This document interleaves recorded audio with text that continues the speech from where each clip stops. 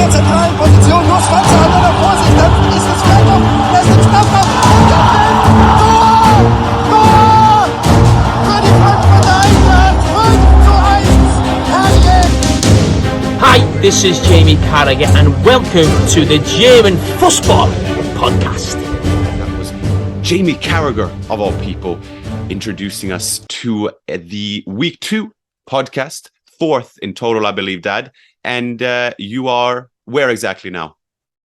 I am at a hotel in Manchester. We are doing Premier League now. So Saturday, I did City against Bournemouth.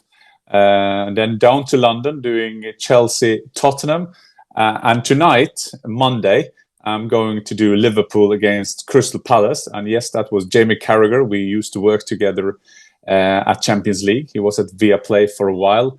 I talked to him about the German football podcast. He is a interest football expert. There's not a lot of football experts who likes a lot of leagues like we do, Marcus.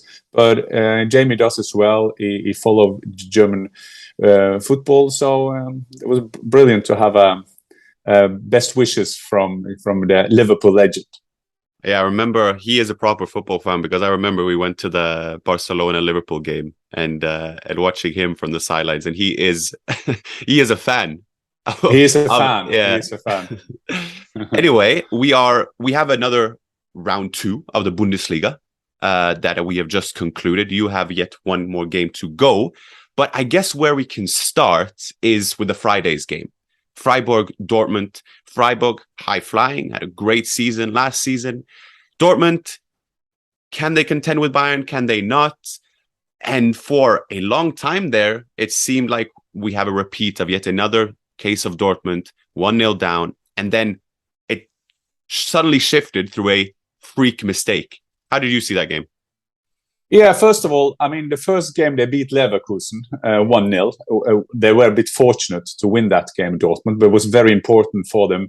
It was a shitty win, but it was still a win, and that was important for Terzic, who is now in charge again. And then they were going to a high-flying Freiburg with Christian Streich. 4-0, I think they beat Augsburg in the first round, if I'm not wrong. Right. And I thought that was a game that Dortmund going to lose. Mm-hmm. And it looks like they're going to lose for a long time. And as you said, it was Flecken, I think, the goalkeeper of Freiburg, did an unbelievable mistake. And then after that, winning 3-1, comfortable. And you know how football is. I mean, the small thing. Now they're talking about the Terzic effect, so the influence of Terzic. Now you have 6 points. And the headlines now in German media is how dangerous can Terzic be for Bayern? Mm-hmm. You never feel anyone will be harmful for Dortmund, but of course, when you kind of build up a new team, I mean, new in terms of a new coach, and you lose your biggest star, you need some win at the beginning to get your confidence, and you don't mind if that is a goalkeeper mistake or whatever. And I think it was interesting, Marcus, and it was when you see the scores now, they score in 3 goals in 11 minutes, and Wolf scored a 3-1, Mukoko the 2-1, and Gittens the 1-1, the equalizer, the free kick goal. And why I'm saying these 3 names is because I think a lot of our viewers, they are used to Haaland, Bellingham, Royce, and all those kind of players. But this is some young kids that Terzic is taking through. Hopefully they can take the next step for Dortmund. And I guess Terzic will be happy that they get this great thing of scoring in the Bundesliga, being a part of winning a difficult away game for Dortmund in Freiburg. There certainly was a Terzic effect, I guess you can say. Both Bino Gittens, Wolf, Mukoko, all substitutions. Brandt had an assist. He came on. So it was fun to see. And I guess, like you say, there was a new generation of players coming up. Mukoko 17, Bino Gittens 18. Obviously, you have Bellingham. And then Marius Wolf, he almost looked a bit like Haaland when he cut off and got onto his left and scored 3-1. And it would just seem to be one of those days for Dortmund where it finally they got there in the end.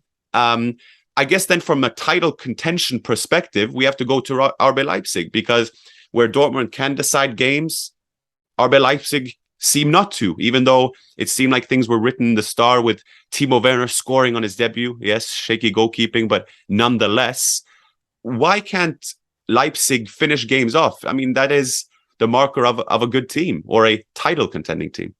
Absolutely. And as you're saying now, 2 games, 2 points, two draws. And we have to say in this game, there was a silly red card just before halftime. Szoboszlai got a red card, apparently from an elbow. I never saw that as a red card. I think that the Köln player made a meal out of it. So that was 1-1 going to halftime and then coming out again. But there are some certainty in life is death tax and Kuku scoring for Leipzig, and he scored 2-1, and then you felt they could hold on to it, but then Köln came there and equalized, and that was 2 lost points for them, although they played with 10 men, and now they're 4 points behind Dortmund and Bayern Munich already.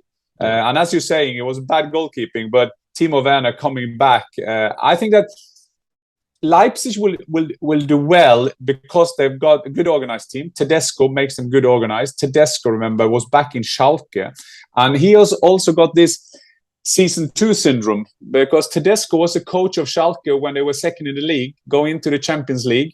I remember I interviewed him after they got hammered by Manchester City. Was it 7-0? I can't remember. It was an unbelievable loss, and then that was his second year. He was fired there.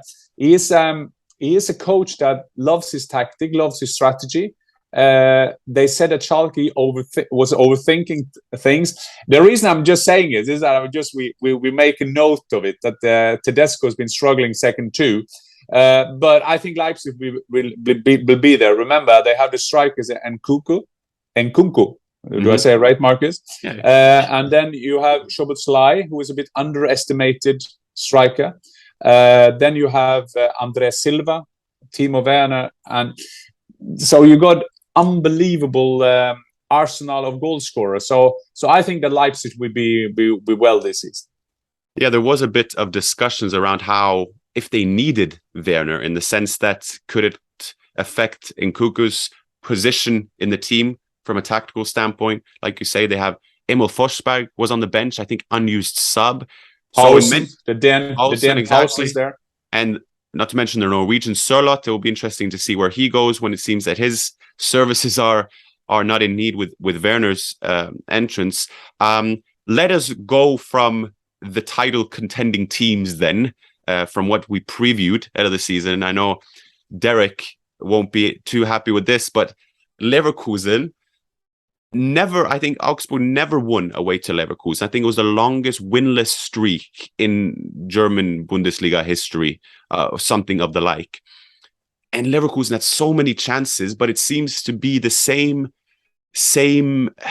issue as last season, where they have so many chances, but are left vulnerable in the back. And then fair credit to Augsburg, who finish off one of the few chances they have in the second half. Yeah, and also, I mean, two rounds now, 2 games, 0 points for a team that said before the season we're going to chase for the title, or at least we'll do a fight, and maybe do so. And I like that the teams in Germany dare to say those kind of things. Really, you have to, before I go more to Leverkusen, Augsburg, then winning away from home. Enrico Maaßen is the coach there. He came from the Dortmund second team, so this was a coach that not a lot of the normal fans, so to say, knew this coach, but he done a great job at Dortmund's second team. And Stefan Reuter, who you maybe remember back in the days for Bayern Munich, winning a lot of titles for Germany and for Bayern Munich, has been a coach there for many, many years. This is a smaller kind of club outside, well, not far from Bayern Munich. They got like a connection to Bayern Munich, but still, they have been doing a great job year after year. They're just in the middle. They're just there. Augsburg is always there, and this is a great win for them. And I mean, this is the second time, as you said, Derek Ray and a lot of other commentators, they love Leverkusen. They're so desperate for Leverkusen to do well, so they always tip them at the. Do I expect them to be in the Champions League at the end? Yes, I do, because they got a very good organized club, got a good coach. good management in Simon Rolfes, who take over now from Rudi Völler. But you know how it is when you start the season not 100%.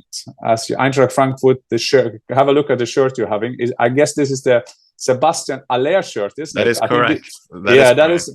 That is the original. And I'll just take a quick note. I met Sebastian Aller after he made that Übersteiger in a game, and Freddie Bobic, who was then the sport director, took his phone down and showed him my Übersteiger for 1999. Sebastian was probably not born there. And he showed him, and then he was just laughing and said, we have to meet up. And the next game, I went into the dressing room, and Sebastian gave me that shirt. So that is a very a precious gift from Sebastian Aller, and we wish him all the best. He will be out for months now at Dortmund, and they got Modest in from Köln, but we hope that everything will be okay for him. But again, Leverkusen, this was a game they were supposed to win, because you could say they were a better team against Dortmund. At least, well, it should be a draw maybe that game. Patrick Schick had a lot of chances, but I guess that was the big big result of this round, that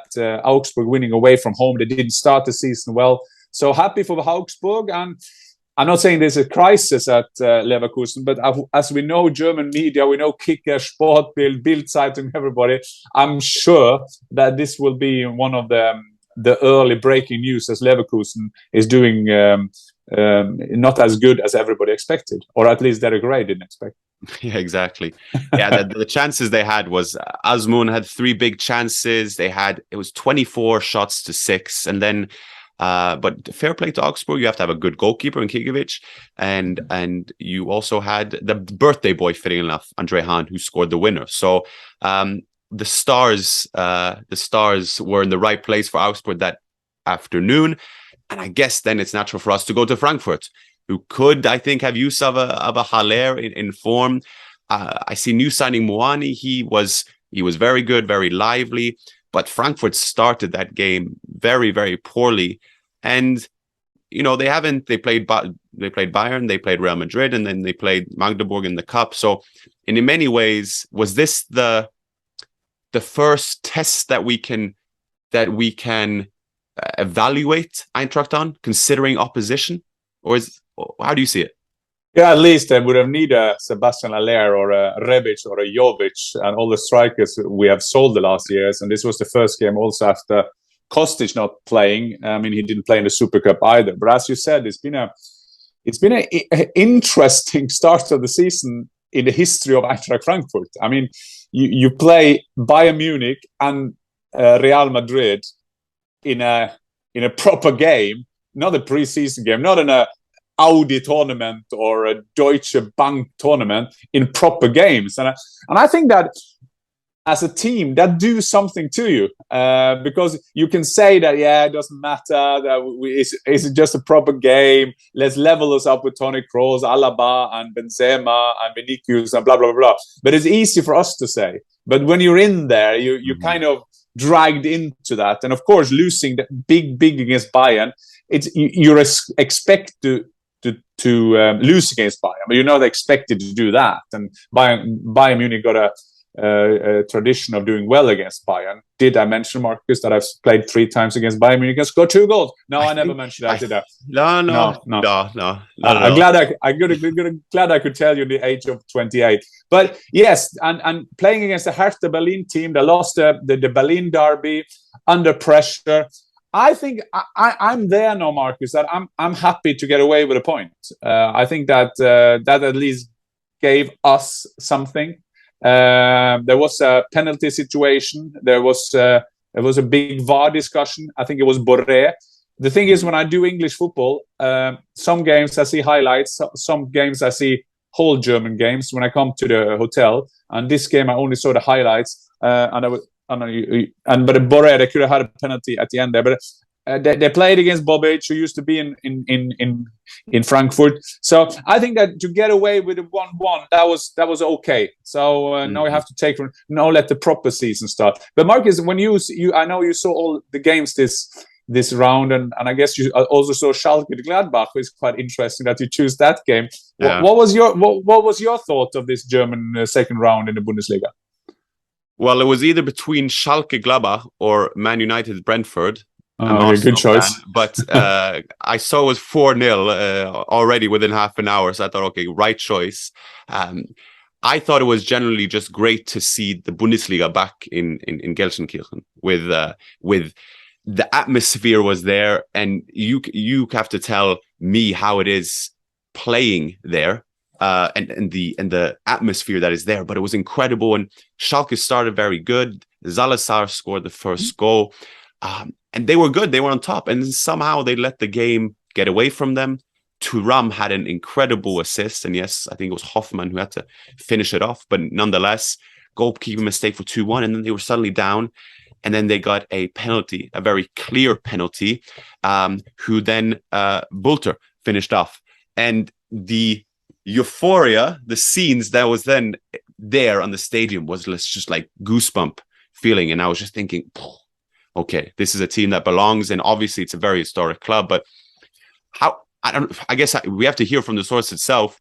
How is it playing in a stadium like that? And getting Schalke back to the Bundesliga is important for the product, as cynical as that sounds. Yeah, absolutely. And what is interesting if you see the top 5 leagues, and if you compare it at least with England, who are the top teams in England that are always going to be there? It's going to be the Manchester United has to be there. Liverpool got to be there. Arsenal got to be there.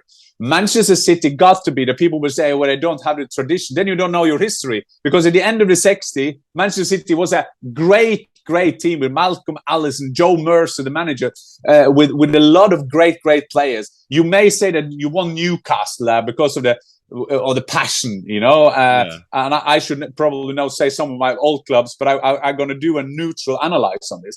What is interesting in Germany is that some of the big clubs are in the second league. Yeah. And last season you had the unbelievable thing that Werder Bremen, it's not like they are the passionate kind of football fans, but it's a great tradition with Otto Rehagel winning everything. And they kind of always was in the top flight. So they went down, but they just did it as 1 year. Sometimes that could be good. You wash up the club. You are thinking of the values again. You find all the things. But Schalke went down and then got up again. So you got Schalke and Werder Bremen. But down there still, there is Hamburger Sportverein. It's unbelievable that HSV, that is so traditional, winning a European Cup, is the hometown of Kevin Keegan when he went from Liverpool, for English football fans to understand. But they have done and developed so many great players. Had one of my favorite managers of all time in football history, a guy called Ernst Happel. I recommend you to YouTube him or Google him, because this is one of the best coaches, and they are still down there. So to get Schalke up, and you said Gelsenkirchen. What is Gelsenkirchen? What is Dortmund? Normally, Norwegian don't know where it is, because it's just like, but this is a working area of Germany. You have in Gelsenkirchen, you have Bochum, you have Dortmund and all that team.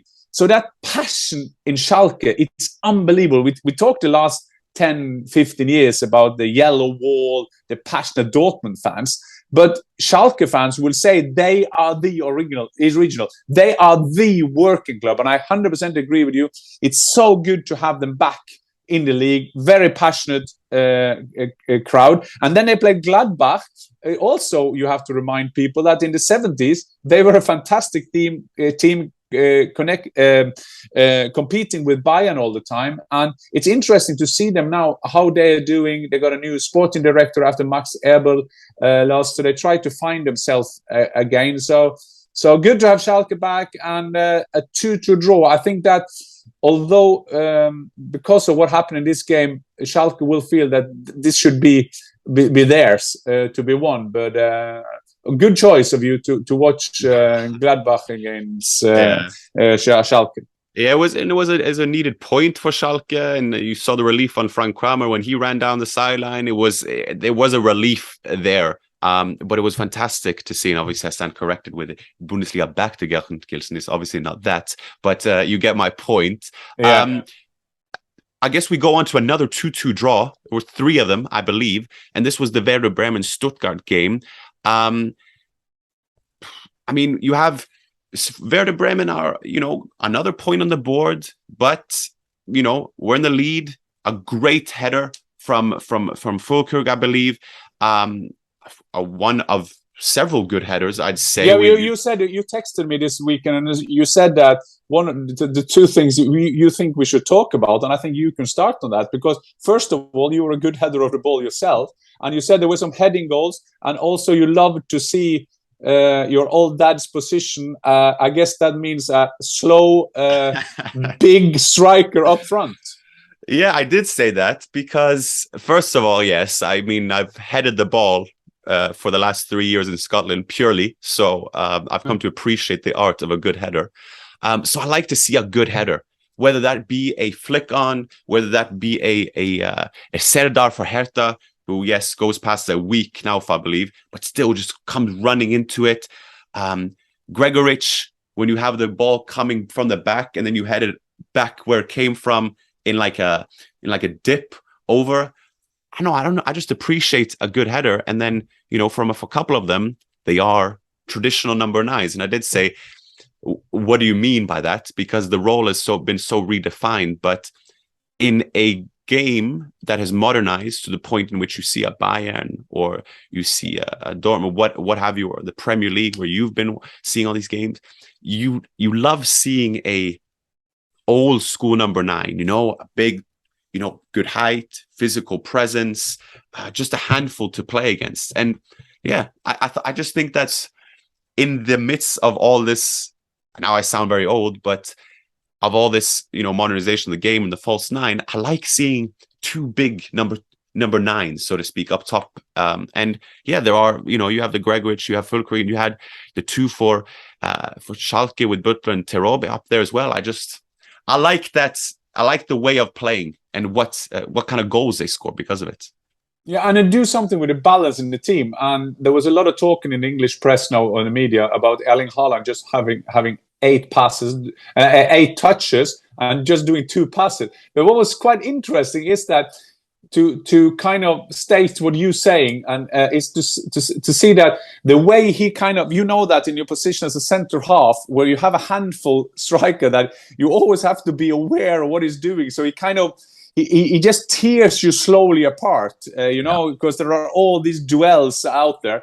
In terms of header, I guess you are not the greatest goal scorer compared with me. It has to be said in the generation. But very humbly put by you. Yeah. But I guess you score more headers than me. I should have scored more based on my weight, but height and weight. But I agree on you. There's a lot of clubs in Germany see that football tactic, football strategy are trends, and you have these trend setters with false number 9, and at Bayern you're kind of forced to play differently with the squad you're having.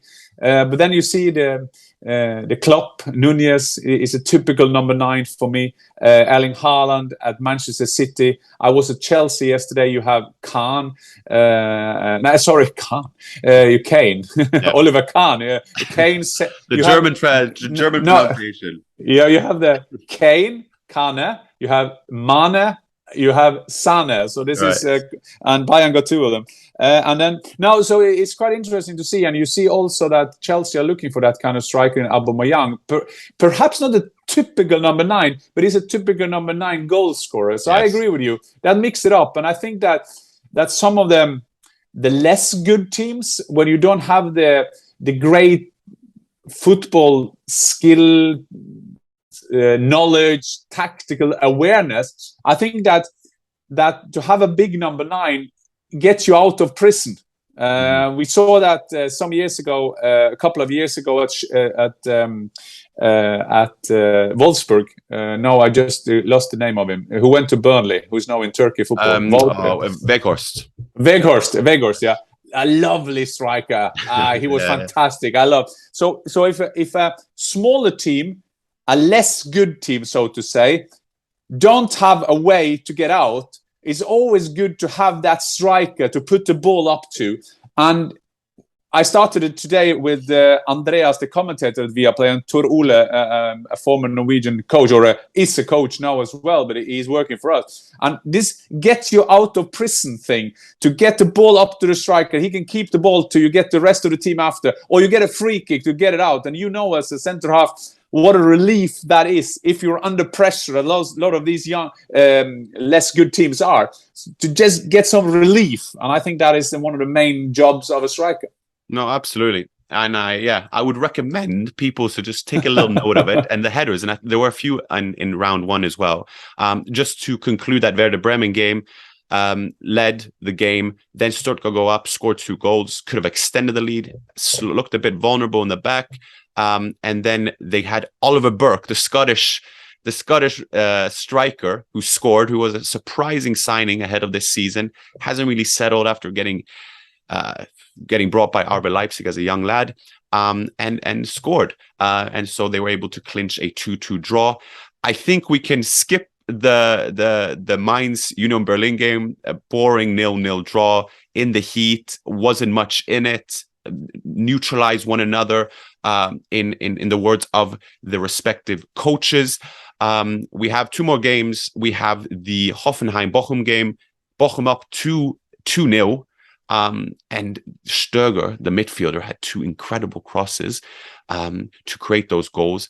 And Zoller with 2 goals, who played with like this, and he had some nice tattoos, but he was playing with one arm like this. But you would appreciate the goals because it was proper fox in the box kind of goals. But Hoffenheim were able to turn around. Another header through Kaba. And then they were able to win that game despite Kramaric missing a penalty. I would just like to say that Hoffenheim, I guess then we will conclude with Bayern, if I do my counting right. Yeah. But Hoffenheim, I got a special heart for Hoffenheim because my friend, very good friend, Alex Rosén, is the head of sport there. I texted and messaged him on the night, and he said, my good old friend, he told me. And then his next his text message was like, no, I don't mean old, but we were, no. But Alex done a fantastic job there. There's been some wheeling and dealing like there always is. They missed, or they sold David Raum, who were leaving them for Leipzig. But then they took Angelino the other way. So which I think is a great signing. Is a great signing, and that is he is one of the best sporting directors. Have a good time at Hoffenheim, smaller club, of course, coming from with Dietmar Hopp, a controversial owner. We won't go there now, but sometimes in football the debate when there are controversial owners, you can't talk about are they good or bad, because everybody, they work well, but they got controversial owners. Okay, but they still work hard. Same in Newcastle. I must say that I do in Newcastle next Sunday, and I will probably say the recruiting department of Newcastle are quite sensible. They look for the needs of the players. Mm-hmm. What kind of player do we need, and then you go get them. Like Nottingham Forest, you feel they buy every player. Maybe they will be okay. Congratulations on the first win. Great to have them back. But then always say, but they have owners from Arabia. Yeah, but we can still discuss if they're doing a good job or Eddie Howe and the department. So Hoffenheim been doing a fantastic job, and that was a very important win for them because Hoffenheim will always have ambitions to get to Europe. Yeah, Nottingham Forest did sign, amongst other players, Ioniwi, and I think Derek will hear these pronunciations and think, what is going on? But he, from Union Berlin last season, he scored the winner. Not the prettiest of goals, but nonetheless, but true. You have to distinguish between the wider social, political ramifications and the football bit. Last game of the round was Bayern against Wolfsburg. Wolfsburg were well in it in the first half, and then stayed in it. I think Kovac said though eventually that Bayern were too strong for us. And then you have the star boy, and I do want to clarify, yesterday in that tweet, I said shame for England for missing out on Musiala, because it is, obviously. And yes, I'm born in England, and I'm very happy Germany have him, and as they should be, because this guy is the star of Bayern at 19. I know we're only 2-3 games into the season, but wow, he just keeps on going. Absolutely, top scorer in the Bundesliga. And if you've seen him, Marks, I'm not sure if you've seen him live, but I've interviewed him, and this is a guy who looks like he's 9. He's like a kid. He's like Bambi. They always say he's like a Bambi. But if you've seen your Bambi, and if you know your Bambi history, you know Bambi is struggling on the ice. This guy is not struggling. He is fantastic. His balance, his infectious, I think, is that a word? Yeah. Infectious way of playing. You just love him playing football. And he's 19, but still last season, although he played for Germany and Bayern, the Meister, the champion, he still was not happy to play enough. And you know the kind of type of player. Yeah. He's the nicest little young lad out there on the pitch. And Nagelsmann has said all along, in this preseason, he's been working so hard. He's been in there and he's keeping some great players out there. And you can't see them now not playing out with Musiala. I think the Nagelsmann will be wise and smart enough to kind of find a balance, because obviously he can't play all games. I mean, they're playing like around 60 games if they're going all the way in the Champions League. But Musiala, it's been fantastic to watch. Musiala scoring 3 goals now in the Bundesliga. Müller scoring as well, of course. But I also read the stats of Musiala in this game. He was running for fun. He had fantastic. I don't like stats too much, but it just gives you a indication of how his game was. Winning tackles as well. This young lad, this skinny lad, and did well. And it was Niko Kovac coming back with his Wolfsburg. He used to be a Bayern manager.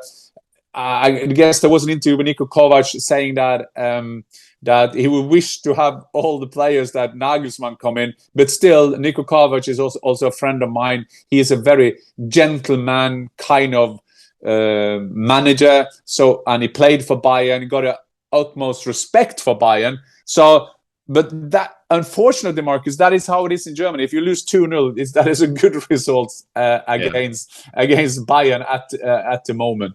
So Bayern winning again. Yeah, and then Müller notching another goal. I think he has 3 assists already this season. Just keeps on going. But like you say, for Kovac is about building a team, and it seemed happy with the performance. So they will have to go again next round. That is us concluding the rounds, Dad. You have not concluded, obviously, the Premier League round. You have Liverpool Crystal Palace this tonight, and then we will have another roundup by next week. But until then, you have to. Yeah, I'll give it to you to conclude it for us. No, I've just got some. Because we are the German football podcast, but still we are Norwegians. You can see behind you, you have the shirts with Germany but also Norway there at your left side. And so some Norwegian news in the Bundesliga. I think that is, first of all, some Rune Jarstein news. Yes. He's been on fighting with his goalkeeping coach. And the world is small. This Andreas Menger is a goalkeeping coach. I played with him in Frankfurt. The football world is small. Suspended, of course, Rune Jarstein. I love Rune Jarstein. I had him in the national team when I was the team manager there. Lovely bloke, but he got a temperament as well. But we don't know that. He was suspended. He wasn't in the squad. Rune is now getting very old, but came back from a serious illness, I must say, and also a bit indirectly from COVID. So it was great to have him back, and all Norwegians with the goalkeepers, we wanted him back, and then he's suspended. Someone will say in a laugh that it was not a surprise, but it was a surprise because he got a great attitude, and the last years he's been a perfect professional. There's some mix of my language here. And then the second thing is that Jens Petter Hauge, who Eintracht Frankfurt took on, he will be loaned out to Ghent for 1 year. Markus Krösche said today, we're doing that because we want him. He's just a young kid. Is he 22 or something? 20? Marcus, he will 22 or 23. He's still a young lad. And he said that they want him to play football regularly, and now he's struggling to get into this Eintracht Frankfurt team. So Jens Petter Hauge, 1 year on loan in Belgium, and hopefully that can some way restart an extraordinary football career that's gone from being second choice in the second team of a third division team in Norway, going to Bodø/Glimt, AC Milan, and going to the Bundesliga, winning the Europa League. So his career will always have some funny paths. So he will be back, I guess. Yeah, I guess we can ask. We didn't really get into it. Is it surprising? And then we can relate it to Kostic leaving, because that is a big loss for Frankfurt, and there were talks about what kind of chances that would give him. But we can see it within that lens, or just the wider lens of the Eintracht Frankfurt team, because that is a big loss for them, considering the amount of assists and the power that he provides on that left hand side. And imagine being a striker at Eintracht Frankfurt, coming to Eintracht, and they will probably, the sell-in for them, we have the guy who make the most crosses in the world. Yeah. We have the player of the year Europa League. Kostic is the old-fashioned leftist that he just take the ball a bit left, and then he kind of cross them. And he's not crossing to strikers. He's crossing in spaces, and then it's up to the strikers to be there. I love those kind of players. I played with a guy called Nicky Summerby at Swindon, and he did that for fun all the time. Son of Mick Summerby, Marcus, who played at Manchester City, that I met on Saturday. Lovely, elderly statesman, gentleman that I always love to meet. But Kostic's leaving is bad for Eintracht Frankfurt. But having said that, Marcus, on the level in the jungle where Eintracht Frankfurt is, they have to sell players. They have to sell players to find the balance in the books. And Kostic, I must say, quote, has deserved it, because he's done a fantastic job. He was nearly out last season. He stayed. A great contributor to winning the Europa League. I wish him all the best at Juventus. He's been doing the 4 years he's been at Eintracht Frankfurt. He's done a fantastic job for us. And who knows, maybe they play each other in the Champions League. That would be exactly a special game.